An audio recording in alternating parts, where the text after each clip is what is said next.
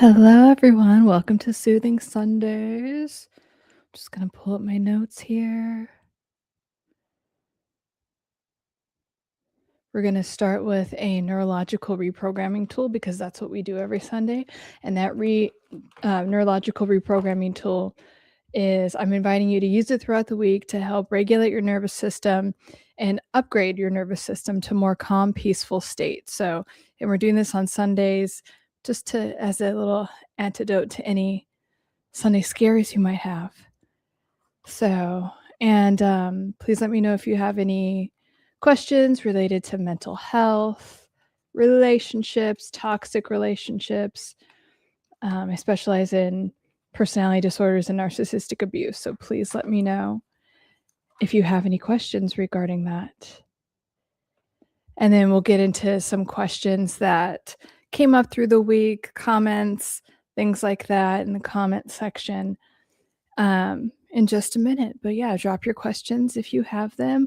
And also if you have any intentions, any goals for the week, or any wins, if you're celebrating any wins, please let's do all that and celebrate all that. And yeah. Okay, so the neurological reprogramming tool we're going to start with is becoming the character, becoming the version of you that you want. So all of the manifesting, all of the psychological tools, and if you watch any of my videos, all of it is about, they're all tools, and all of it is about becoming the version of yourself that you want and operating that frequency and operating at that level of consciousness. And so it's all to do that. So if you can just become it. And so the reason I don't always jump to oh yeah, just become it. It's well, bitch, how do I do that? And you can't even get your conscious or unconscious mind to believe that. So that's why we have all these tools to recondition the nervous system and mind to a more peaceful or elevated state of whatever you want to be, do, or have, right? If you want that relationship, if you want to attract healthier people, if you want X amount of money in your bank account, operating that level. So moving from out of scarcity into a higher level of consciousness where it's yeah, of course I have this amazing relationship, or I always have this amount of money in my bank account, and things always go well at work, or whatever it is. So this neurological reprogramming tool is to drop you into that state all the time. And it's called becoming the character. There's a wonderful book called Psycho-Cybernetics that is all about this. It's all about, I mention it a lot on this when I go live. And what it is he just talks about becoming the version of yourself that you want to be. One second. Okay, let me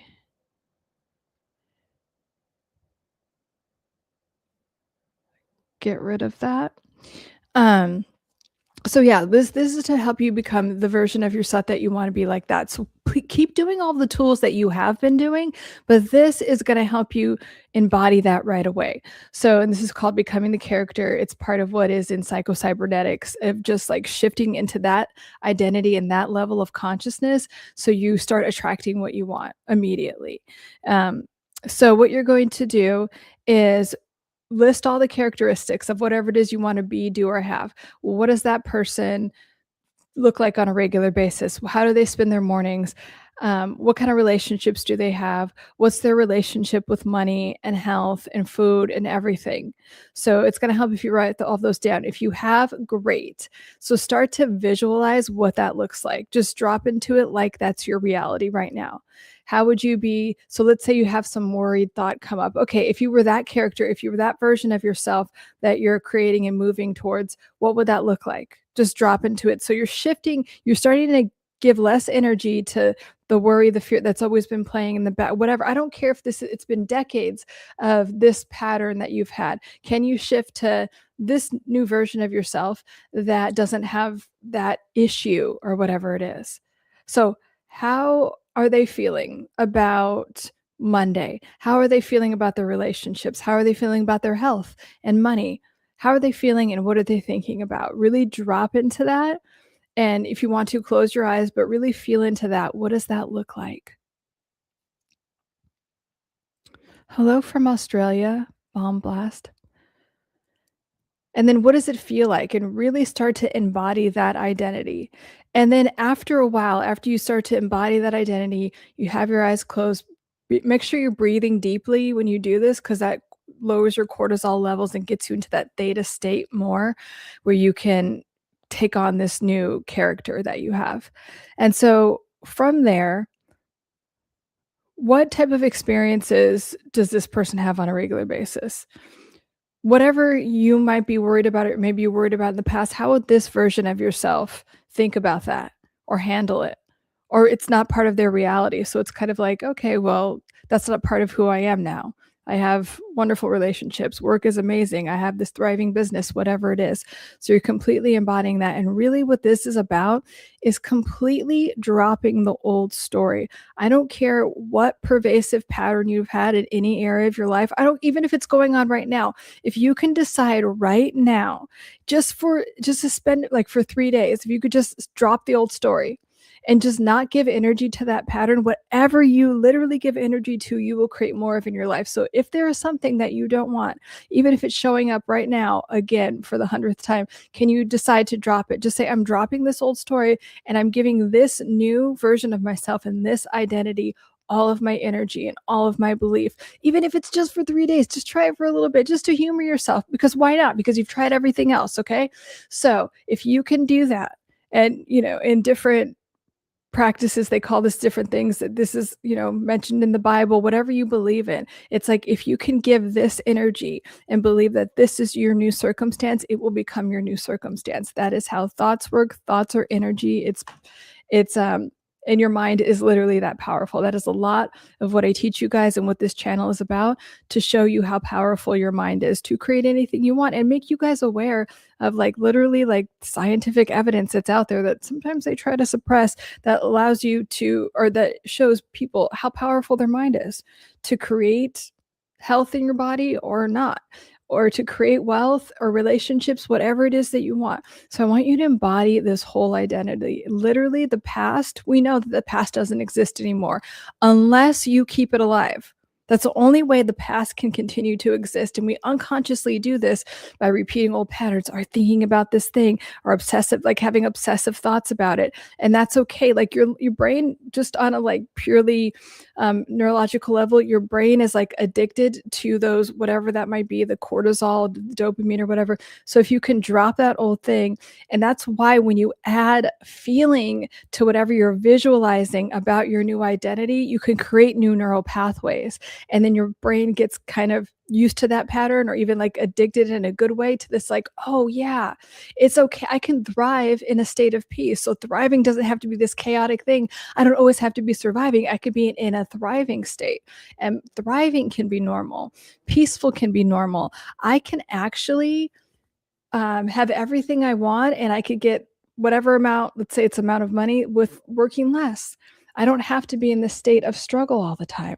So we want to shift our identity and shift the thoughts and the things that we're giving energy to. And so the old patterns will just slip away, because you're thinking like you're literally creating the new feedback loops around your health, around relationships, whatever it is. So if you can have those neurofeedback loops, when I've helped people with weight loss, I highly suggest, I never make anyone do anything, but I'm like, you get to tell, I want you to say, I have a fast metabolism. I go to bed early. I don't do like all of these things, because you have to create a new identity around someone that is healthy. So why would you say mean things about yourself? Oh, it's hard for me to do this. I've always been blah, blah, blah. It's in the past. Like literally at any moment in your life, every time you take a breath, you can become a new version of yourself. Every time you take a breath, it's a new beginning. And I really want you to enable that and know that that can be your truth. And to go to the questions real quick. Let's see. Good Lord. Thank you.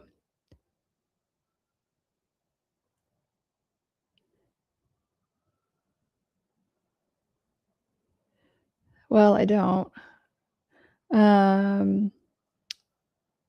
If you're rude, I'll fucking kick you out, and so you can't even like go on my channel. I don't receive any money from pharmaceutical companies. I hate pharmaceutical companies.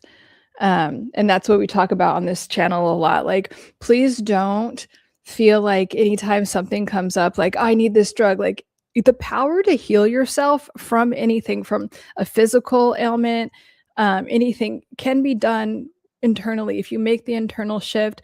Joe Dispenza is someone that talks about this a lot. He talks about what I talk about. I talk more about relationships and healing your relationship with yourself and, you know, becoming the best version of yourself. But he, especially in the beginning, because he literally healed his spine of a very bad injury.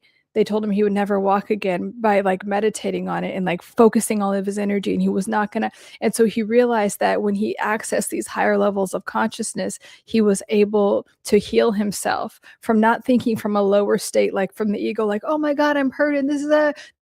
Oh, he like accessed a higher level of consciousness where he was able to miraculously heal himself, and the doctors didn't know why. So he's a good one um, to look into. But I mean, I teach you guys what Joe Dispenza talks about here as well. Um, let's see.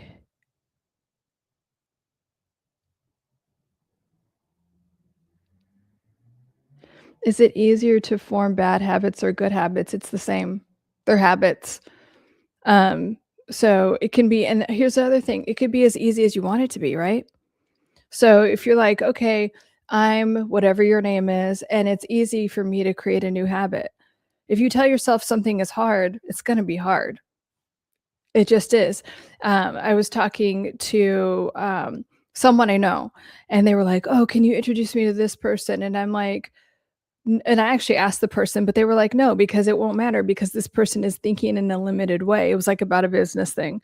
And I'm like, yeah. And I had to be honest. And I'm like, I keep telling you to like get outside of your like very limited, like, oh, things are always this way. And you want to meet this other person that has what you want, but they have what you want because they don't think in a limited way. They think, I want this and I'm going to have it. That's it. That's it. It's kind of like, here's where I am and here's the goal. And I am, say your name. And then it's like, I'm going to want that or I'm going to get this because I have the desire to have it. And I always tell you guys, your desires are specifically placed in your heart for you to have. I don't have the same desires as you. And if you have that desire in your heart, I think it's divinely like put there by God for you to have. Oh, and here's the thing. Oh, well, everyone want, yeah, if like about money. Oh, there's so many people that want to be millionaires. Yes, and you get to all be millionaires. Why? Because money is an amplifier. Money just makes you more of you. So if you want to do a lot of amazing things, like you'll have the opportunity to do that. Money is just an amplifier and a teacher. So whatever you want, you get to have. And yes, everyone wants loving relationships. Yeah, because we're wired to be in relationship. Like we're wired to be with like have friends and community and a tribe. And sometimes, depending on what you're going through, you need alone time or whatever, but we're designed to have, our nervous system is designed to have support, a support system. That's why I kind of create this space for you guys twice a week to come in and chat. Some of you guys like cheer each other on, but it's also me creating a safe space for you guys to talk about your goals, ask questions, get rid of and dismantle and get rid of patterns, pervasive patterns that you don't like. So, because we all need that. How do you feel about seizures? How to help? Because I don't like the pharmaceutical drugs, but as of now, I don't know what else to do. That is an excellent question, Michael. First of all, like, so on a physical level, seizures, and they've done a lot of studies on this, have been like people that have them on a regular basis have been completely annihilated, reversed by the keto diet because a lot of times the nerves like aren't myelinated, and the myelination means that there's like, imagine saran wrap around a nerve, so your nerves are myelinated in this coating, right? And so sometimes there's not enough of that coating, and the keto diet completely gets rid of it. Like they've done these studies on epilepsy with children, and they gave them a keto diet, all seizures gone, epilepsy gone. So where I would start is going keto, low carb, but especially with keto because you need the healthy fats. And yes, that is completely the opposite of what the pharmaceutical and food industry tells you. So you want to have healthy animal fats, so grass-fed beef, organic chicken. If your system can handle dairy, then like high quality grass-fed dairy and butter, and things made with that. So we want to go keto. And yes, nuts and everything. Nuts aren't really like a healthy fat. They're okay. Like they can be satiating, but you don't want too much of them because they're actually higher in omega-6 and omega-9s, which can be inflammatory. So you want the omega-3s. If you're having seafood, try to make sure that it's wild caught, and that I always tell my clients, and this is something I do myself, to take chlorella. It's a supplement called chlorella, and it does a lot of great things. But when you have seafood, it gets rid of the heavy metals and the mercury because there's just a lot of heavy metals in food right now. But I do not like any type of pharmaceutical drugs for anything. And yes, I'm a therapist and mental health practitioner, and I would not recommend any type of drugs for anything, unless it was like a very, very, very dire emergency. So in this case of seizures, I would start with that keto diet, Michael, and then also nervous system regulation, because there could be a psychosomatic reason for it. And you would have to talk to, like, if you're working with a therapist, they might know like a psychosomatic reason if there's some other trauma behind there, but I would start with those two things. You're welcome. Let's see, animus. Like on a neurological level, a bad diet, for example, isn't it more rewarding to the brain to indulge in overeating over healthy eating? It depends. So a lot of times when you're overeating or doing, that's a numbing behavior. So numbing behaviors go deeper than a bad habit. Ostensibly on the surface, it looks like a bad habit. But for instance, overeating is often about numbing out or feeling like a void, like no, like like a loneliness, like remember I told you guys about HALT: hungry, angry, lonely, tired. So are you hungry, angry, lonely, tired? It's typically one of those things, but numbing behaviors that look like overeating or quote unquote indulging are covering up, or they're trying to suppress an emotion that maybe someone doesn't want to look at. That's why they call alcoholism the disease of loneliness, because let me delete that, because it's really about loneliness. It's not like, "Ooh, I wanna get fucked up," or whatever. You're suppressing some trauma, some complicated trauma, which means multiple traumas happen at once or throughout a number of years. So it's not as easy as like, "Oh, I wanna indulge or not," because if you're not covering up some type of uncomfortable feeling that you don't wanna look at with food or alcohol or shopping or any of these bad habits, it won't feel indulgent. Like, you won't want to. You'll go from like, "Oh, yeah, I wanna binge eat and numb out in this way," to like, you just won't have any desire to do that. The desire will not be there, so that feedback loop isn't there. "Hi, I comment to make you angry. Good to see you. What are your goals for the week?" Um,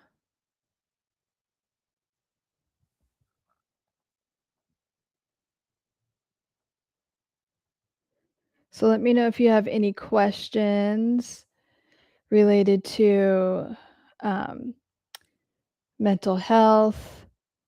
Yes, you or anyone, I comment to make you angry. Any wins for the week? What are your intentions? Like, are intentions meaning like goals or anything? It's kind of like, I want to have this new habit. Because sometimes saying it out loud and just really putting it out there, like, and it could be like, I want to go to bed 15 minutes earlier. I want to wake up 15 minutes earlier. I want to start this project. What is it? What is it for you? It's just good to have good momentum towards something, right? Because whatever we give energy to, we get more of. And that's also part of what Soothing Sundays are about. Oops, is doing that, is creating new and good intentions for the week. And while you guys might be writing questions or intentions or wins in the comments, I'm going to go to another. It wasn't a question, it was more a comment that expanded on in one of my videos, and it was about narcissists. Because what I recommend to you guys is like when the narcissists are trying to trigger you in any way, eventually you just need to walk away because they are addicted to drama and chaos and making you feel like shit. Why? Because every human only exists as supply for them to offload whatever shitty feelings, whatever guilt and shame they're feeling. So even if you are quote unquote defending yourself with a narcissist, they don't freaking care. They just like that they're getting some type of ammo out of you. They love getting a reaction out of you. And it could be something like really serious. You're yelling, you're getting upset. That is bringing them joy. That is bringing them literal relief. So I would say don't. But the one thing that they hate is if you just look at them and you walk away. You don't say anything. It really brings all the guilt and shame, and it brings up all these feelings, and they get very triggered. And so one of the people in the comments was like, oh yeah, when you walk away, they call it being disrespectful. And it's like, yeah, actually any form of manipulation that, or any time you don't, you either stand up for yourself or you don't, or you walk away from something, or you don't tolerate their manipulation or control or any of the negative comments that they're throwing at you, they'll call it disrespectful. And anytime you don't do exactly what they want you to do, and they can't manipulate or control you, you're being disrespectful. That's what they'll call it. They'll name call it. They'll call you all kinds of things, especially a lot of times that tactic is used with parents because, you know, you're supposed to respect your parents and you're supposed to respect your elders. So if you have a narcissistic parent or someone with a power dynamic, or, you know, maybe you come from a family system where you're supposed to respect your family or elders, and one of them is narcissistic, they'll accuse you of being disrespectful. And what it really is like, I don't like that you're not behaving the way I want you to. So stop that. No, you don't have to tolerate that. And also just don't fall for that form of manipulation, because you could get hooked in like, I'm not being disrespectful, I'm defending my... No. Don't even go there. They're not actually wanting you to like do whatever. Like, they don't want that. They either want to fight because they like fighting, or they want to control or have you submit in some type of way. And you don't have to do that. I'm telling you right now, you get to keep your boundaries. Just here to enjoy the view. I don't know. You don't have any goals? I just stick to a routine. Well, that's kind of a goal. Nothing out of the ordinary. Okay. Let me go to another comment. Narcissists hate anything they wish to. They are extremely jealous of everything and everyone. Yeah, so narcissists are very envious and jealous of everything and everyone. And a lot of them constantly talk shit. They're the biggest shit talkers. Why? Because they hate themselves so much. And gossiping is a form of kind of like pseudo relief to them. They love gossiping about other people because it temporarily makes them feel better about themselves to gossip about other people, because they have so much guilt and shame. And a lot of times what they gossip about is what they are, like literally what they are. I talk about different narcissists I used to know, let's put it that way. And one of them was definitely like secretly gay. And then he would always talk about our mutual friend, like, oh my God, isn't he so gay? And I'm like, are you attracted to him, bro? I think you're attracted to him, because why are you constantly, like, obsessively talking about our mutual friend that you think is gay? And like, even if he was, who cares? And that guy had like a family and everything. And so it was just like, okay, well, if he's secretly gay, why do you care? And it was because he was secretly gay. And that's just like one example. Another one is like being hypocritical. Narcissists are very hypocritical, and they will tell you on the mountaintops how they hate critical people. Okay, they hate what they are because they hate themselves. Yes, it's a form of projection for sure. And it's just a very common defense mechanism that they have. Yes, it's projection. And so they will, but they won't always what I'm talking about is the gossiping part of it. So projection is when, like, for instance, my nails are blue and I'm talking to someone that doesn't have blue nails. They're like, and I'm like, your nails are blue. No, they're not. Or if someone's like, oh yeah, you have green hair. Like, no, I don't, but you have green hair and you don't like that you have green hair. So it's more of like a direct type of thing. But when narcissists are gossiping, it's a form of projection, but it's to offload the guilt and shame that they have. And they might not say it directly to the person. Especially if they're a covert narcissist, they'll be like, oh my God, hi, and so friendly, and like, oh my God. And then they'll turn right around and be like, oh yeah, that whatever, she's so ugly, and can you believe her husband, just constantly, all the time. And all the personality disorders, the cluster B, people do that, but you see that a lot with borderlines and narcissists. And borderlines will take it up another level. Well, they'll tell this person something, like if there's a couple of people involved, they'll tell one side one thing, and then the other side, oh, they're talking about you, so those people will fight. And then so until those people realize, oh, well, she was the one gossiping or, causing the drama, then the borderline person starts to act like a victim, or like, I didn't do anything wrong, or poor me, like that type of thing. So, let's see. Oh yeah, and then I posted a few videos about narcissistic men being, down low, and because a lot of them are, and that's fine, but they hate women. That's the thing. I don't really care if you're gay or straight or whatever, but a lot of narcissistic men hate women, and a lot of narcissistic women hate men, but they'll date. But narcissistic men will date women to get what they want out of them, because everyone is supply. And narcissistic women and borderline women will hate men, but date them, and it causes a lot of toxicity. And one person was saying, oh, they have mommy issues, whatever. Like, yes, that is probably true. They probably have issues with both parents. That does not give you an excuse to grow up or any point in your life to to hate women, to have destructive relationships with women, to project all of your trauma onto the person that you're supposed to be in a romantic relationship with. That's why I always say these personality disorders and defense mechanisms, because they're not genetic, they're just defense mechanisms, are very fucking lazy. Because instead of going to therapy and being uncomfortable for a little bit, it's like, I'm just going to project all my shit on everyone else, and then call them crazy, and then try to ruin their lives and try to make them feel like shit. That's what narcissism and borderline and being a sociopath and all, that's what it's about. Because it's so scary for these people to look at themselves for 2 fucking seconds. So yes, that is true. What this person is saying is true, is that they have mom issues, so they hate women. But so what? Like, again, you have a choice. If you have a negative pattern in your life, the beautiful thing is you can fix it, and it won't even take that long. How wonderful is that? How freeing is that, to know that you have that much power over your life and your mind? And I know the media and the drug industry and the diet industry don't want you to know this, but that's why I'm here. I'm trying to tell you.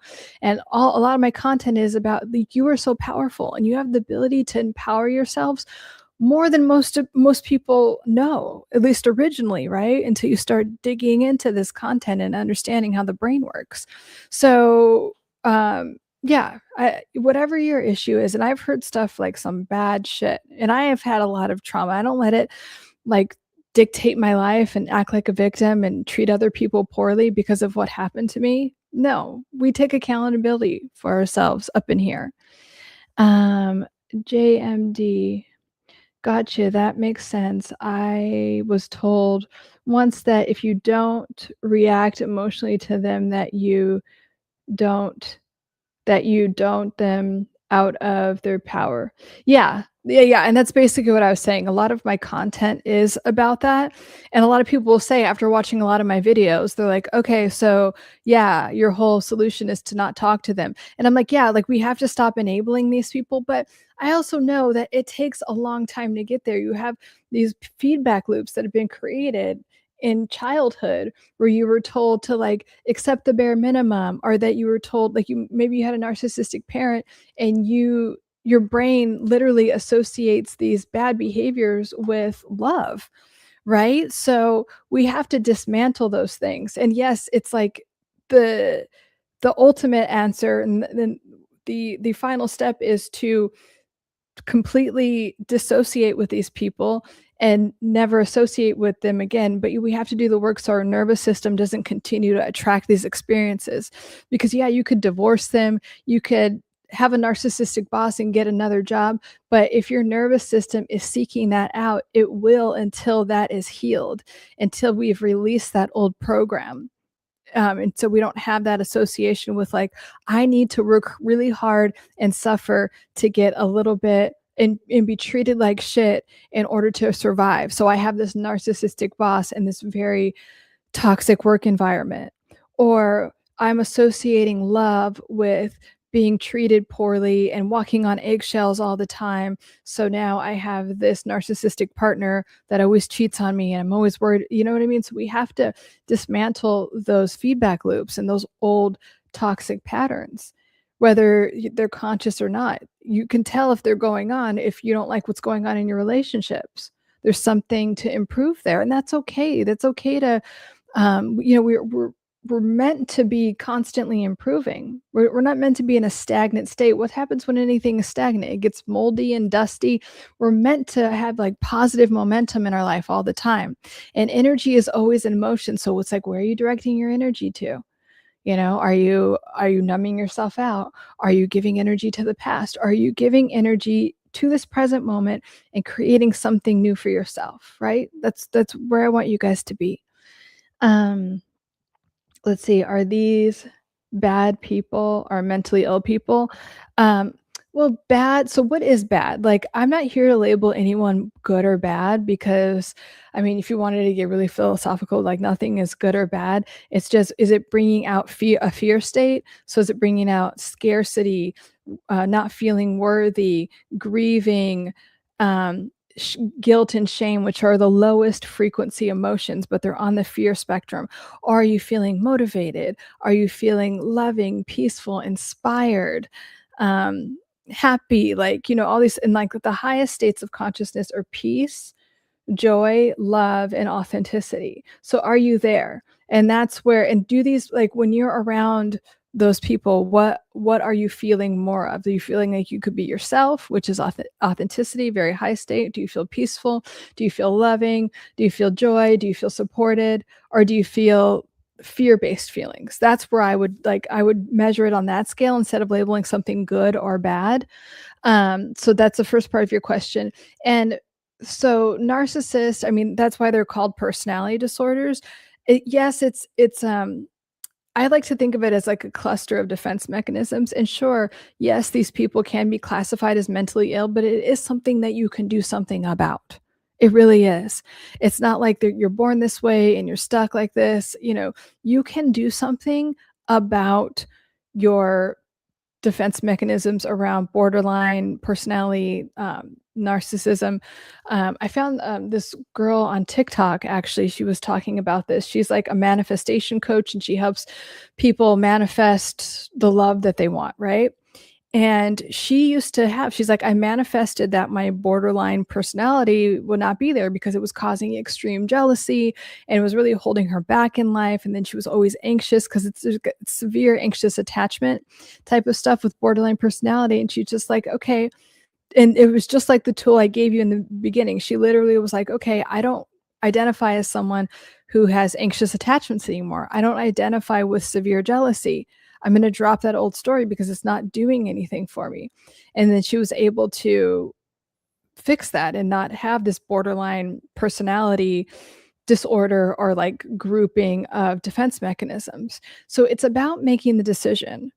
That's why I'm always inviting you to not enable these people because they know what they're doing. And it's like the idea is like, oh, I'll just find new supply. I'll find new people that will enable all of my shitty behavior and my shitty defense mechanisms instead of working on myself and taking accountability.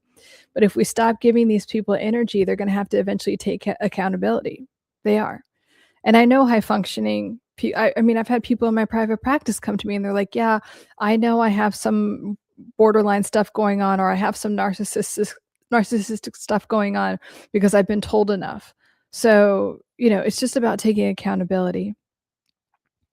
Rob them of their power, I mean. Yeah, no, I got that's what you mean. Yeah, it does, and what it does when you don't react to them is that they implode, like, all that guilt and shame that they're trying to project onto you, it, like, hits them back in the face, and then they really feel it, and yes, they feel disempowered, and they feel all that guilt and shame, and they'll do anything to get rid of it, and it's usually, like, modifying their behavior momentarily. It's very temporary, and they'll just act like they didn't do it and try to move on and be like, "Oh, do. Yeah, everything's normal."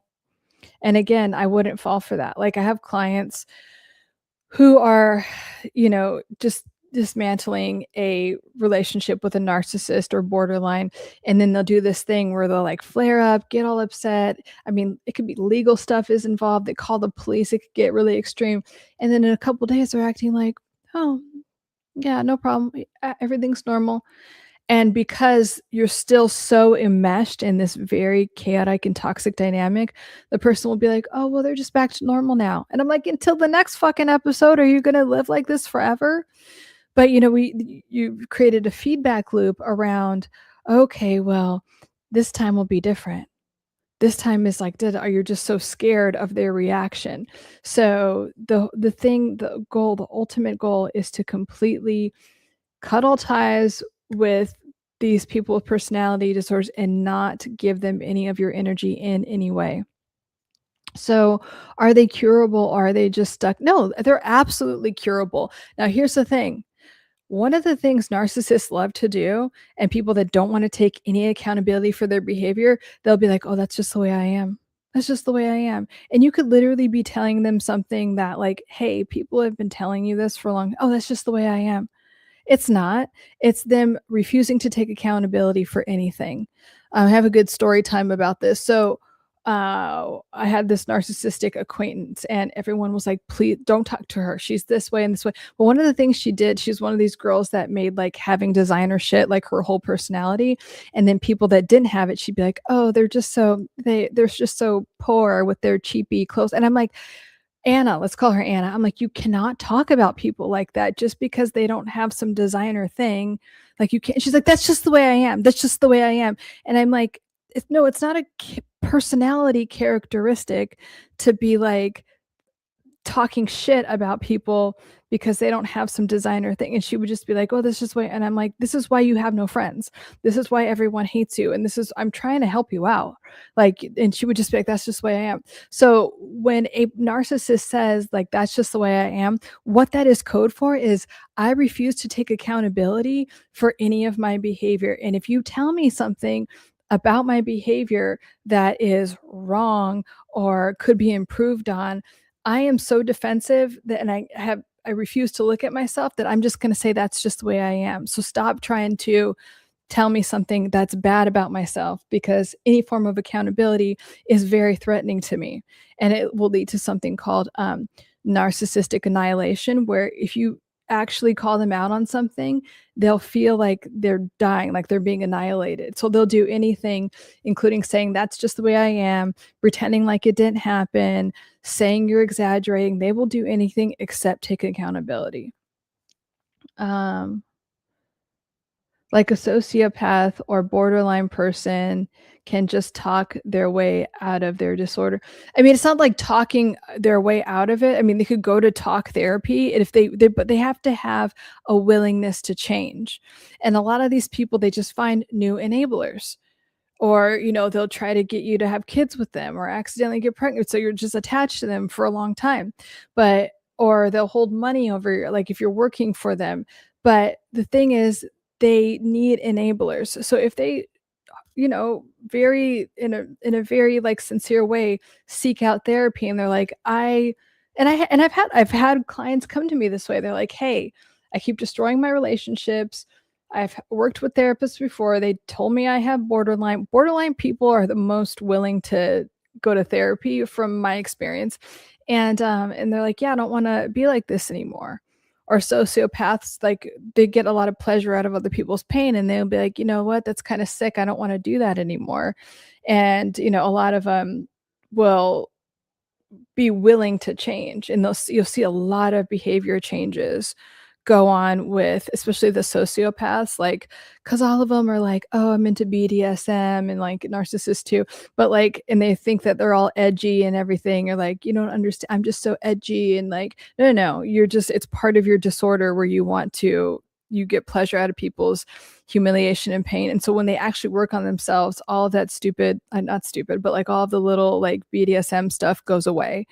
But a lot of people would just rather do their stupid like, their little BDSM stuff or just hurt other people or just cause more chaos and find new victims. Like, I mean, I know borderline they'll just go to different states, like, literally, and just start a whole new other personality, and, instead of taking accountability.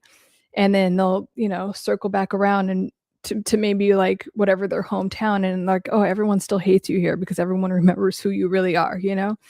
So, but yeah, they have to want to change. Like anything in life, you have to want to change. You have to be able to believe that you can have that change, whatever it is. You can have the health you want, the wealth, the career, the relationships, whatever you want in life, you can have.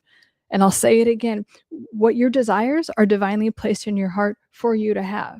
They're meant for you to have. That's God, universe, whatever you want to call it, telling you, hey, babe, this is for you. Like, open your mind and just and it doesn't have to be all this hard work and suffering. You can just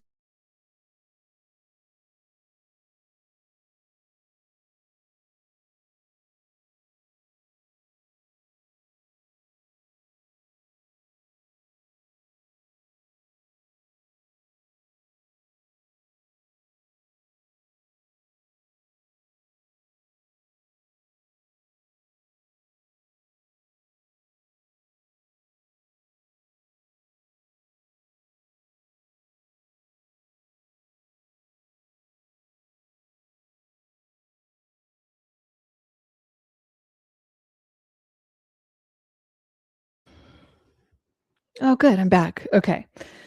Sorry about that. Um, okay, so this part of the question was, what if the other person is just dim-witted or they are stunted because of substance abuse? Okay, those are two different things, but let me tell you one thing. Are they really dim-witted, or are they doing this like, oh, this learned helplessness thing? I have several videos about this. So some people really are whatever slow, and it could be from frying your brain from substance abuse. I wouldn't say that that completely disables you. I do feel like a lot of when we see people that are dim-witted or they don't get it, it's a learned helplessness. So instead of like being aggressively like, I'm not taking accountability for anything, like I was just talking about, they do this like, what? Huh? I don't get it. Or they'll just numb out and act like they can't hear you. That's learned helplessness. They fucking know what they're doing. I promise you.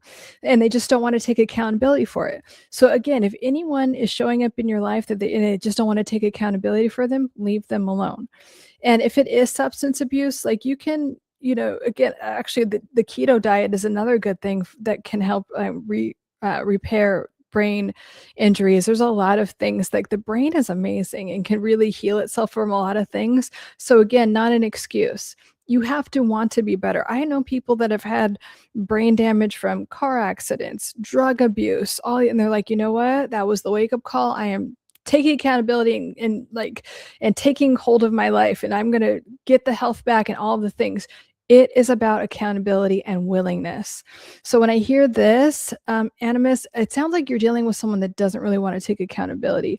It feels like the people are genuinely incapable of real. I don't think so. Unless you like were born with some like developmental, and even people that are, have developmental delays, like have the ability to have insight. So I do think it's more of they don't want to. And I mean, there are people that will do that. They'll just be like, "Oh yeah, I don't know, I don't know, I don't know." Ugh. Ugh, I don't know. I don't know why like that type, like it's just I guess it upsets me because some people fall for it, and so they get enabled. Whereas like a narcissist is like, no, I don't want to take any accountability. So it's very clear to see that, and it's like, okay, I don't want to deal with people that don't want to take accountability. But this whole learned helplessness, like, well, I don't know no, don't fall for that either. They're trying to get you to enable them. Don't do it. And look up learned helplessness if you ever get whatever caught. But it looks like this ability to not be able to have any type of awareness, self-awareness. They do, they just don't want to. The key to borderline treatment is education, therapy, and DBT, in my opinion. Yeah, I mean, that's a big part of it. Again, the willingness has to be there. That's the first step. And not like, oh, my partner's making me go to therapy or this. Like, you have to have the willingness, and then anything could happen. And then some people like DBT, some people like other forms of therapy. And the education piece, yeah, you can educate people. Some people respond better to like researching things about themselves, but a lot of times people, their education is their firsthand experience with life and their relationships, right? So they're like, oh shit, I keep having this pattern and I want to fix it. And when I educate people that come to me, I'm educating from like a place of like empathy and like, yes, this is why this happens. It's because you have a fear of abandonment or whatever it is. So, but yeah, and yeah, DBT does work, but whenever I talk to people, I just meet people where they are and what's going to work best for them. That's why, like, I always tell you guys, like, in my opinion, when you work with a coach or a therapist, ask them what they specialize in. Ask them, because some people and therapists and psychologists, they have like one modality. Okay, well then you could go. Am I still frozen, by the way? You can teach from that one modality, and then you'll probably only want to be with that therapist or coach for like 3 months because that modality is done. So I think it's better. Like, I have clients that I've had for years and decades because I have a big tool about it. I'm always educating myself. I actually teach a lot of people that have PhDs how to be better therapists and coach, because a lot of people with PhDs, they're just kind of sitting, because a lot of like regular consumers assume that someone is better at what they do because they have a PhD, and that's not true. And so they just kind of hang out on their laurels and overcharge you.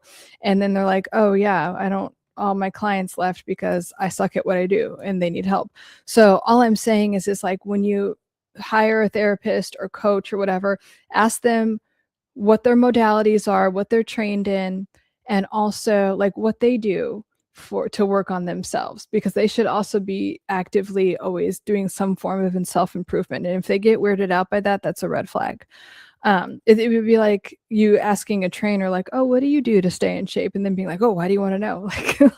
Like, because you're about to hire the trainer to help you with something. So I would always recommend feeling free to ask someone to help you in those ways. And I have to tell you, like, some of the best coaches I have are more, and this is just my trajectory, right? It's beyond the logical stuff. They're more like they're like energy workers. They're more like spiritual. And that's just where I am in my journey right now. It's like, I know all the logical stuff. I know, like, so, and even when I talk to you guys, I'm teaching you the psychology and the neuroscience, but also because everything is energy, to actually like shift so you could create these neurofeedback loops so much faster. Let's see, let me go up. Totally agree. Until I did it myself, all treatment was yeah, you have to want to. Let me see. Oops. I had a brain injury and near-death experience. Brain damage can really mess you up. Brain damage can mess you up, and then it could also be the most amazing, like, pivotal thing that ever happened to you in a good way. It could really shift you out of, I've just seen this with so many clients. It could shift you into a state of like, okay, yeah, I can't operate from my normal level of conscious. I got to do something. I've got to, it could just help you have so much more respect for your physicality and your health. And then I've also heard they've done a lot of studies, which I find fascinating, of people that have brain damage and then they become like some aficionado at something, like they can play the piano, or they can, like, something in their brain gets rewired. Or if they have a near-death experience and then they understand like quantum physics on a different level. They understand like what this whole thing is about on another level. So brain damage and near-death experiences can be so powerful to like skyrocket you into another level of like existence. But it depends on, you know, everything is about the meaning we give things. So what meaning did you give that? Did you give it like, okay, well now I'm a victim, or now like I'm incapacitated, or did you give it like, this is the start of the rest of my life? You know, everything, you're giving everything in your life meaning. So it's like, what meaning did you give to that? Or literally anything in your life. You know, you spill water on yourself. Oh, fuck, blah, blah. Or it's like, okay, moving on. You know, think about it. Think about every little thing, especially things that you're triggered by. What meaning are you giving them? And does that have to be true? Can something else be true? I comment to make you angry. They say I have BPD, borderline personality disorder. I say a couple counselor, and I say a couple counselor in high school. When I was in college, I had to do tests from the computer for the brain or right brain. I don't know what you're talking about. Colton, when I died, I went to a place that looked kind of like Kindernoff. What is that? But better. And some other places floated above my body, stuff like that. Yeah, that's really common. Yeah. And so, like, when you have a near-death experience like that, or you go to these other dimensions that are talked about in quantum physics, like if everything's happening at once, like there are these other dimensions, other levels of existence, and what's going on there, like what were you being shown? If you're really an avid meditator, you can go into these states or different places. I certainly have. I've ever had a true near-death experience, maybe kind of one, like when I had like really bad food poisoning. I thought I was going to die, and I had something similar happen. But in these really high meditative states, I've seen things like that. So what did you learn from that? What is that showing you? And when you're floating above your body, like what did you learn from that? Um, Animus, audio is good. The video resolution tanked. Oh God, you don't understand. Okay, if you guys are new here, this has been going on forever. The internet people came out once again on Friday, and they're like, okay, it's going to be all resolved now. Everything's better. But this is like, I would say the fourth time within, I don't know, a 3-week period. It's so frustrating. And I got like a higher plan that's like supposed to be for like gamers, which I don't even think we're just trying everything. But there's like no reason. He positioned like the box like where anyway. But keep me updated on if it's on how it looks, because I'm just gonna keep complaining until we get to the bottom of this. Hello, Laydam Fletcher. They asked me what I thought a person was. I told them keys, and I told them keys to drawers. Okay. I had a therapist doubt my diagnosis because I was being accountable. It was really awkward. This is like, a lot of therapists are fucking lame. You know what I mean? I'm just gonna say it like, and this is why I don't practice traditional therapy anymore. And I think a lot of people, and this happens with other professions too, they just sit back. They don't like think, like use any type of critical skills. They're just like, oh, let me look at the textbook, and it's just like, people can have like personality, like borderline or narcissistic defense mechanisms that aren't on the surface. Duh. Like, that's annoying. I just feel annoyed for you because, like, you know, you're coming to, it sounds like you were coming to therapy, like very genuinely wanting help, and then they say, just because you can be accountable, like obviously there's a trajectory, like at the core, like, yeah, none of these people want to take accountability, but it's like, I don't know, it's like, think outside the box. Like, people just don't want to fucking think. I had only been seeing her for a month too. Like, but see, like, why did it even take a month? You know what I mean? Like, why is it I just feel like that's a shitty therapist. I'm going to call it out, because that's the thing with my field, is that a lot of people that are therapists or calling themselves coaches don't even know what they're fucking doing. They're just like, yeah, you don't need therapy. Like, they don't understand. Like, when you have a good therapist, it's someone that wants to sit and talk to you and like hold a space for you, hold a safe space for you to be you and become the best version of yourself. And I don't think like every therapist does that. I'll put it that way. Like, girl, I haven't opened up all the way yet. Exactly. Like, I mean, I don't know. This is why, but like when I have clients that are therapists or psychologists, that's exactly what I say, because I'm like, you're just not doing your job right. Unfortunately, I got to call people out. That's why I took sociology in college, to learn about people, human behaviors. Hi, hello. I'm saying where I live, the public schools have counselors for children who exhibit antisocial behaviors. Same with high school. That's good. They asked me questions. What's like to be a person? Okay, I see. Okay, Animus, you talked about almost metaphysical topics. Do you have any thoughts on consciousness generally? Oh yeah.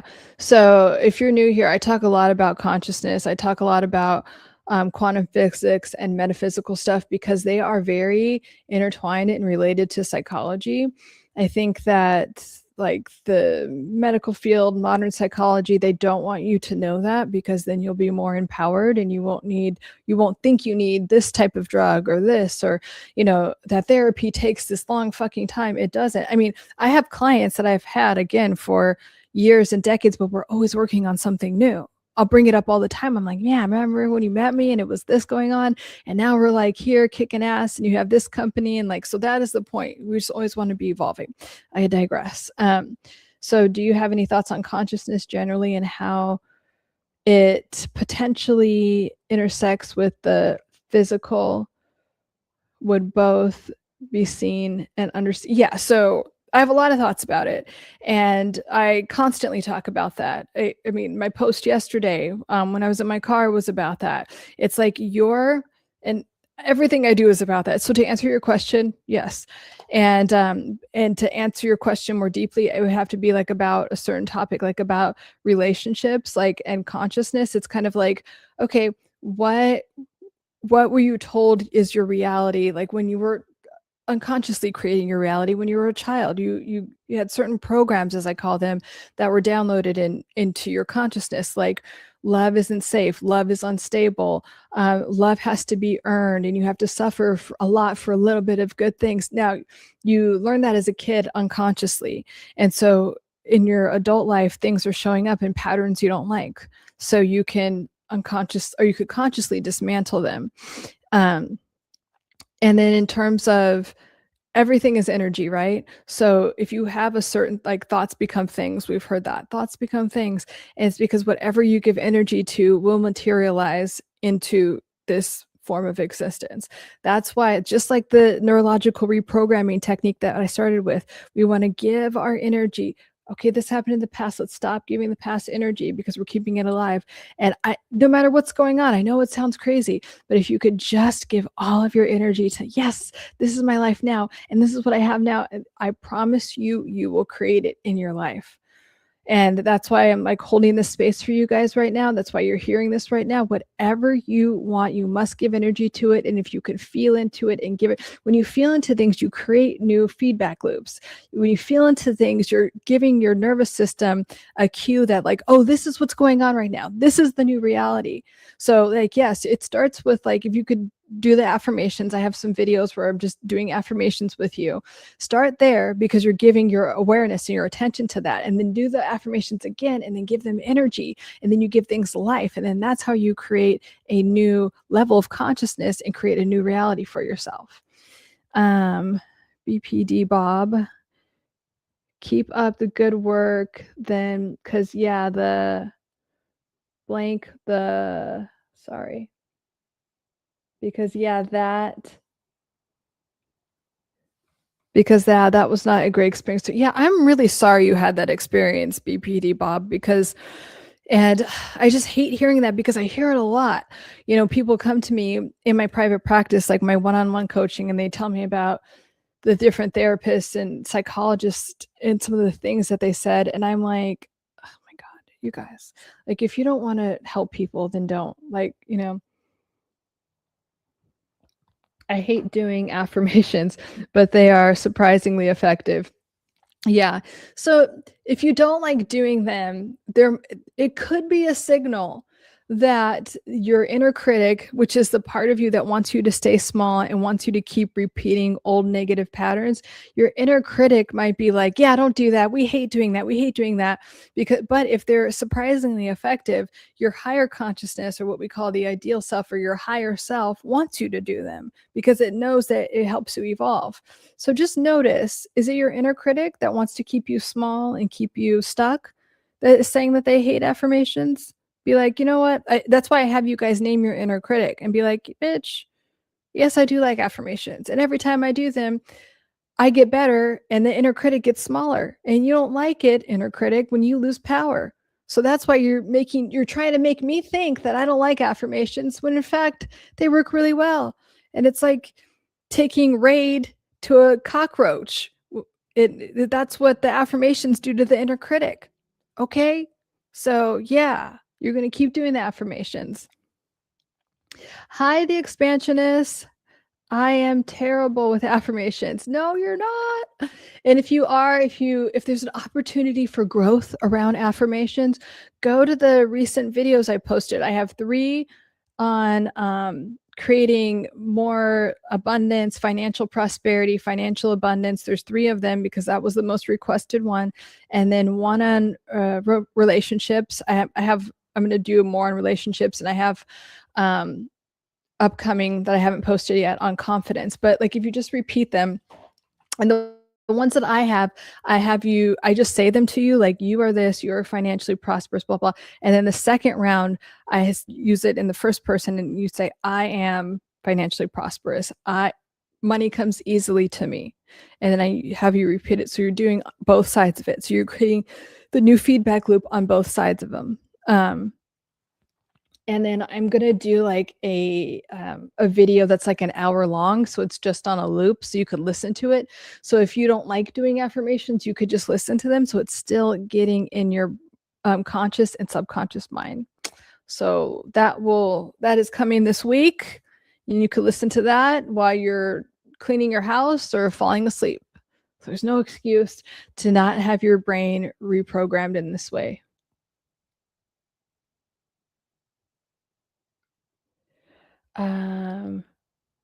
Let me see. Rapid by nature, we streaming in 13p tonight. What's that mean? I don't know what you mean, we streaming in 13p tonight. Hi, Big Pontiac, how are you? Oh, I like the twist there. Step on them. The expansionist says step on them. And BPD Bob, I just kind of force it and it becomes a little less cringy. Yeah, I mean, and you could just start saying them, but it's easier when you say them, repeat them, and then you add feeling to them. Just like a song, right? You hear it for the first and second time, and then after a while, you know all the lyrics, and then after a while, you have like feeling, and you're like, you're like singing it like this, and you have all this feeling behind it, right? And it could be a song about something that you don't even like, I don't know, like fuck that hoe or whatever, you know what I mean? And you're just like, yeah. So if you could do that about something that you actually want to create in your life, like, I am financially prosperous, I'm a multimillionaire, and it could start with I'm a multimillionaire, and it's like I'm a multimillionaire, and it just feels so good and peaceful.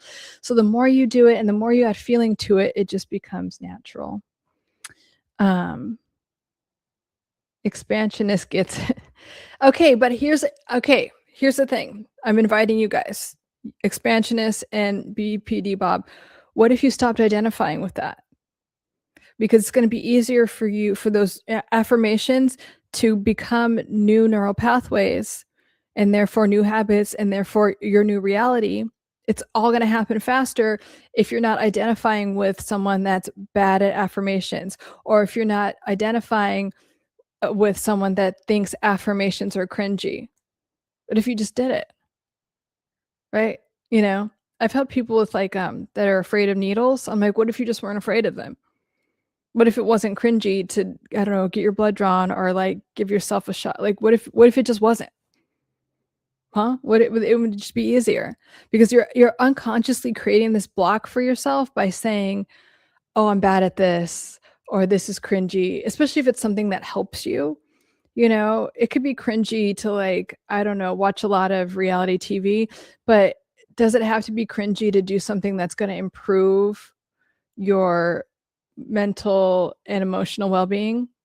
So just an invitation to like think about it a little bit differently. Animus, it sounds like affirmations are used as a way of connecting yourself with the energy flow state you need to tap into get stuff done. Yeah, you can use affirmations for anything. Really, you're just flooding and brainwashing yourself to focus on the outcome that you want. It's just another way to focus on the outcome that you want, to create the outcome that you want, and to become that version of yourself that has that thing.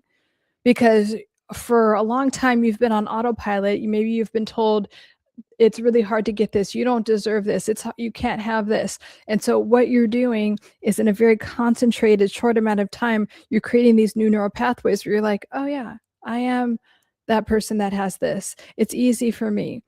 Financial stability is my new norm. Relationships that are loving and peaceful and safe are normal to me. I always have those. Whatever. My health is amazing. I have a fast metabolism. That is one thing I'm like, I said it earlier here, when I deal with people that are dealing with any type of weight related issue, I'm like, the only thing you get to tell yourself from now on is that your metabolism is fast. Your metabolism is fast. You have clear skin. And a lot of them were like, I don't know what voodoo that was, but I'm like, it's not, it's science. You could go look it up. Like, when you tell yourself something, you are constantly talking to your cells in your body. You've had butterflies in your stomach before. Your brain interpreted something and then you felt it in your stomach. You've gotten chills before. Like, your brain, your cells, all the cells in your body are constantly listening to you. You can train your nervous system to have whatever you want in this life. I promise you that. The 13p comment is a shot at the resolution. I mean, I could try changing it. Like, the streaming platform that I use, it's at 720p, and I was going to do 1080, but I'm like, will that make it harder? More difficult? But I've always streamed on 720p and I haven't had any issues until recently. And I've been trying everything up in here. So I'm not sure what to do. Animus, he means the resolution is still bad, seems to be. Yeah. I don't know what to do, guys. I've been trying everything. I thought it was an internet issue, so I have my internet directly plugged into my computer, and it wasn't like this before. That's the only thing. Let me see what happens if I unplug it from my computer. Let's see if it'll get any better, because before I wouldn't do that. I'm gonna figure it out, guys. I will not give up. Dang, hitting me with the reframing. Yes, we got to reframe it. It's kind of like when I deal with people who are wanting to get a lot of things on track and I'm helping them with accountability and create new feedback loops. They will tell me, they will argue for their limitations so freaking hard. They'll be like, oh my gosh, it's just like, I don't have the kind of time to go to the gym, and I don't have the time to, and I'm like, yes, you do. I know you do. You certainly do. You have time to do this, that, and the other. And I know people that have like fucking 5 kids and they still go to the gym. So come on. I know you can. It's just like, we just need to reframe it, right? About anything. We all have opportunities for growth to reframe things, because we're thinking about things from a past identity that's just holding us back. And our inner critic wanting us to believe that we're limited in some type of way that we're not. I promise you, you are so limitless, more than you know. And I create this stuff to help you guys understand that. Let me know if the quality got any better now that I unplugged this. I'm scared. Hi, Big Pontiac. I look at my daily path. I look at the signs that build each day. Then I create a goal, then make it happen. I freaking love that, Big Pontiac. Yeah, that's what I'm talking about. Love it. James says, hi, Lauren. Blessed to be here in the live stream. Love you. Oh, blessed to have you in the live stream. How are you doing? How was your week? Do you have any wins to celebrate? And do you have any intentions for the week that you want to focus on? The Alchemist of the Mountain, psychologist, BPD Bob, I'm worried about it. I can still hear you just fine. So the audio's fine. So annoying. That I'm about my internet, not you guys. Sorry. Our word, real life though. Let me see. BPD Bob, I didn't see any change in the quality unplugged. Okay, well, I'll plug it back in because it doesn't seem to matter. I wonder what it is. Sorry about this, guys. Well, I'm glad the audio was there at least, so you could at least hear me. But it's very annoying that it's choppy. I don't know why. But I could try streaming at 1080p next time, but I'm worried that might make it even more choppy. That is my concern. Nothing to apologize for, technical difficulties. Yes, you're right. Nothing to apologize for, but it's been happening for a while. That's why it's annoying to me. And I just want to create the best experiences for you guys. Like when I'm here, like, again, like I take it seriously. Like I want to create like a little happy, safe container for you that includes like, you know, quality visual or Ethernet. Yeah, I think this was what that is the Ethernet, like when it's plugged into the box. I don't know, you guys. But if you're not already, feel free to follow me here and on Instagram and TikTok. And if you have like a question that you want to ask me that maybe you didn't want to ask here and I could answer it later, and I won't say your name if you don't want me to say your name, I'll just talk about it as a topic. And typically during the week, I go live on Wednesdays at 6 p.m. Oh, Peter, I missed your comment. 6 p.m. Pacific. Hey, Lauren, how are you? I'm good. How are you, Peter? Been away for a couple of sessions. I like how you call it sessions. That's funny. Hectic at work and will be away next week as well.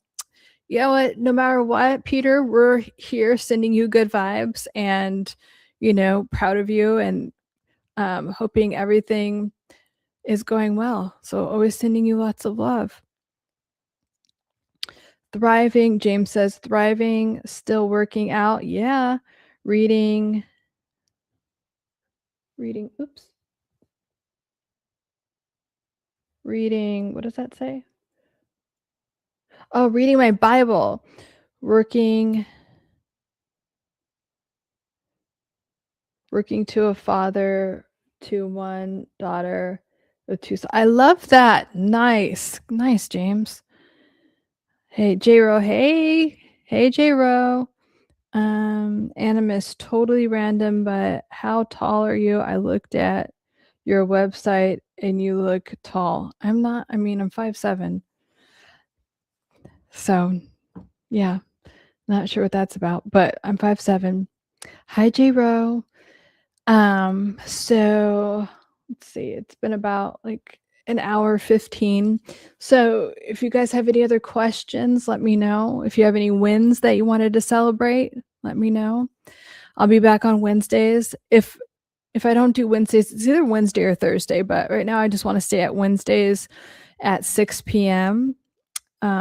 Pacific, 9 p.m. Eastern.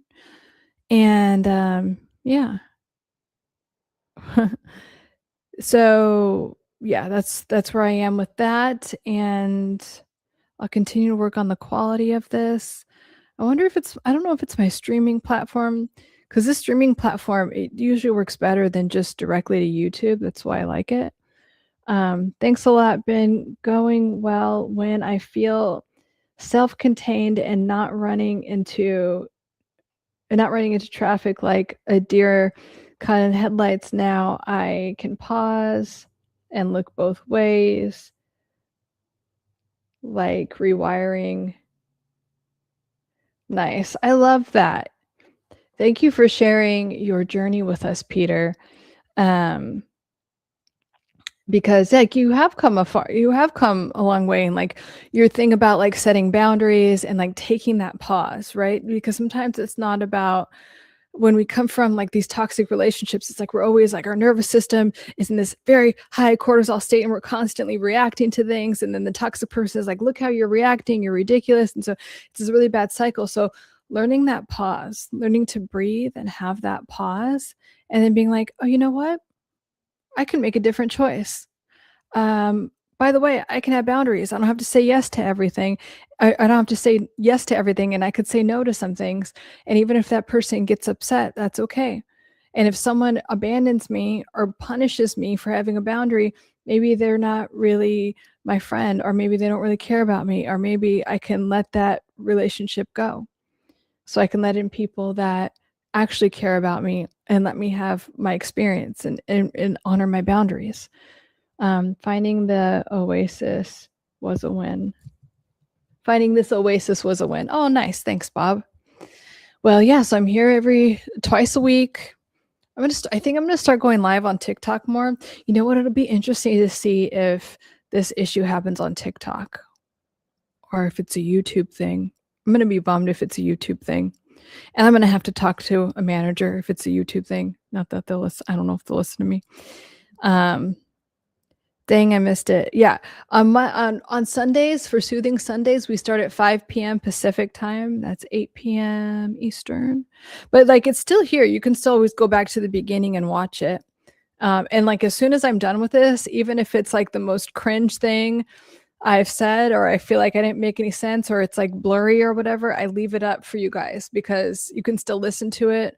A lot of people listen to YouTube like their podcast or whatever, like when they're driving. So I just leave it up there no matter what. And I encourage you guys to do that too. If you're uncomfortable, if you think it's cringy, do it anyway. Even if it's affirmations, whatever you think is cringy, do it anyway. It's going to help you be better in some way. Dang was the shot with it. Oh gosh. My guess it's YouTube. Oh, yeah, it might be Big Pontiac. Okay, well, I don't know. You guys are just gonna have to follow me on TikTok and see when I go live on TikTok. Oh, I love YouTube though, so that bums me out. BPD Bob would be surprised if it's a YouTube issue, but possible. Yeah, I mean, I've just got to get to the bottom of this, you guys. Peter, the self-compassion and talking to my inner child has worked exponentially. Look inward first, then outward will get better. Yeah. Inner child work is so powerful. When we tend to our inner children, that's where a lot of our pain and like these negative reactions come from, is one or multiple of our inner child, inner teenager thinks that they're unsafe in some type of way, or inefficient or insufficient in some type of way, and we just get to reparent those inner children that are within all of us. Oh, you have been listening to them? Yeah, so I posted some videos about positive affirmations for different things, for financial abundance and prosperity, for relationships, and I'm more to come on that. So I'm glad you've been listening to them. Yay. Big Pontiac, because your recording are clear. Yeah. Yeah, I don't know, Big Pontiac. Let me see. True, audio is still good. I'm so glad the audio is still good because at least you can hear it.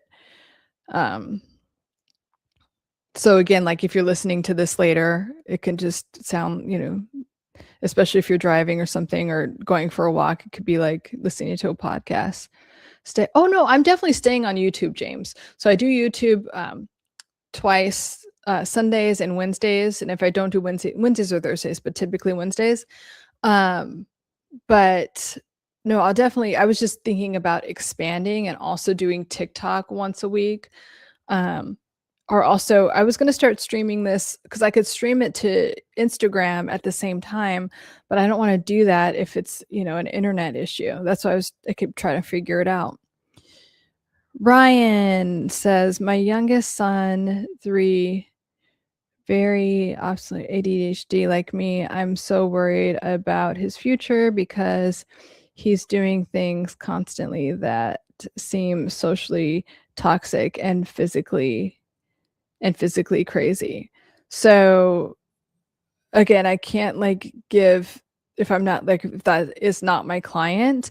And at 3 years old, he should be checked out for a bunch of stuff. I don't want to give any I don't want to get in trouble for that, but he should be checked out by someone that works with toddlers, which I don't work with toddlers. I work with grown men that act like toddlers sometimes. Just kidding. I'm actually not kidding. I give them shit for it. But all of my clients in my private practice are freaking amazing. I love all my clients. I love every student in my courses. J Rowe, visual looks good to me and sound is crispy good. Oh, good. That makes me happy. BPD Bob, yeah, the audio is perfect. Oh, good. Thank you. Glad to hear that. James, high five, James. J Rowe, when we recalibrate our neurological thinking, is there a certain way to do it? Sorry for there's no dumb question. There's no dumb question. And again, I'd rather you ask 10 whatever you think are dumb questions than none at all. And a lot of times, if you're watching my content or videos or you show up here, you'll notice I'll say the same thing a lot, because a lot of times we don't need to just learn something. We need to be reminded again and again. That's how you create new neural pathways, is through repetition. So that's totally fine. And to recalibrate yourself or create these new neural pathways, it's through repetition. That's why we were talking a lot about earlier in this live, we were talking about affirmations and then repeating things. And also the neurological reprogramming tool I gave at the beginning of this live stream is about that. It's about completely immersing yourself in the reality that you want and giving your energy to that. Not oh, all my relationships are this. No, not that. Maybe they were in the past. But from right here, every time you take a breath, you can create a new reality for yourself. You can start anew with every breath you take. You're a new person. So I need you to or you get to completely anchor in that moment and focus on what it is you want entirely, with every cell of your body. And yes, your mind will waver. Yes, the inner critic will come in. You can tell the inner critic to leave and go back. You just you're recalibrating back, looking back at that. That's why people have vision boards, and that works for them because they are visually looking at something. Affirmations work because you're using your energy and it keeps you in the present moment. So if you're creating better relationships, you're thinking about, I now have loving, stable, safe relationships. I now have loving, stable, safe relationships. So you're in the moment thinking about that and giving energy to that and giving feeling to that instead of thinking about whatever trauma happened in high school. You know what I mean? That doesn't exist anymore. So that's why these things work. So it's just repeating and giving a lot of energy to the outcome that you want. BPD Bob, shots fired. Let's see. Peter, LOL, grown men act. I mean, and by the way, when that happens in my private practice, I will tell them. I have a very open, I talk to my clients like I am here. I'm just very authentic and nurturing and all of those things. And I'll be like, bro, you're acting like a child right now. And they'll be like, oh, I know, and also, or I'll say it to any of my clients, male, female, BPD Bob, what we do be like that sometimes. Yeah, it happens. I get it. Peter, so any wins for me? Well, wins for me. I did like the videos that I put out on affirmations because you guys responded to them well. And people were like, oh my God, I got an extra $200 out of nowhere. Again, you give these affirmations serious energy and you get that. So yeah, helping, like when I hear positive things happen to you guys, that feels like a win to me. Um,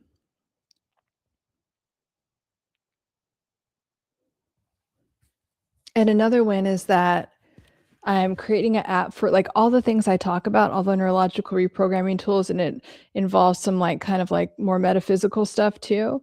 I'm putting in an app and it's almost done, and I'm really excited about that because it's like if you can't join the live streams or work with me one-on-one, you could just look at that app and reprogram your brain. Everything I do is to help you reprogram your brain and nervous system to like have whatever you want in life, literally. So that's another win. Peter, responsibility is now, the past is gone. Boom. Yeah, the past doesn't exist anymore unless you keep it alive. Unless you keep it alive, and you'd be like, okay, you know, that thing that happened to me in 1970, like it's over, babe. And so we have to create the life that we want now.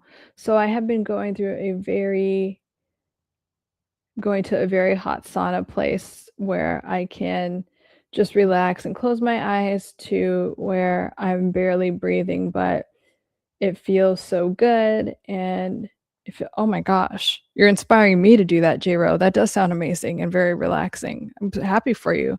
What an excellent form of self-care. I love that. And also, you guys, did you know that like saunas, or even if you're like in a hot tub where you're just sitting and sweating, that's called passive sweating. So it's different than active sweating. When you do passive sweating, you actually release more toxins. When you're walking, or especially if you're doing some kind of like high intensive cardio, that's great too. That helps detox other things, but you don't release as many toxins because the fight or flight part of your brain thinks that like something's bad's going to happen, so you don't detox. It's like, oh, I could be a bear could be chasing me, so it's like it's working on other pathways. So it is good to do passive sweating because you're releasing all of those toxins that don't always get to go out at other they can be released like during sleep, like, you know, or in the morning when you pee and stuff like that. But it's really good to do things like it's called passive sweating. So sauna, where you just red light therapy, that's the one I was thinking of, like when you're in those red light saunas, things like that are really good for you and your nervous system. I love this. I know the sauna is so good. Guess there's a silver lining to being so hot today. Oh yeah, definitely. Reading has become a part of my meditation to me. Glad I discovered that passion. Oh, I love that. Yeah, reading is it's a good form of self-care, especially if you're reading about, you know, ways to improve yourself mentally and emotionally. I like, you know, if you want to read fiction, that's good too. But when we're reading to make ourselves better versions of ourselves, that's always a wonderful thing to do for yourself. That's why, you know, I often give book recommendations for that reason. So you can do that. All right, guys, I think I'm going to wrap up. It's been a wonderful 90 minutes with you all. And I will continue to work on my internet issue for you guys. But I'm glad the audio is clear, thank God. And I will talk to you guys soon. I'll see you Wednesday at 6 p.m. Pacific time. Good stream. Oh, yeah. Thanks of course, BPB. Like, good to see you. Good meeting you, BPD Bob. We're here twice a week. Thanks for your oh, you're welcome. What happened to your voice? My voice is amazing. What do you mean? Towards the end, it gets a little raspy sometimes. Right back at you, J-Ro. All right, guys, love you all, and I will see you Wednesday.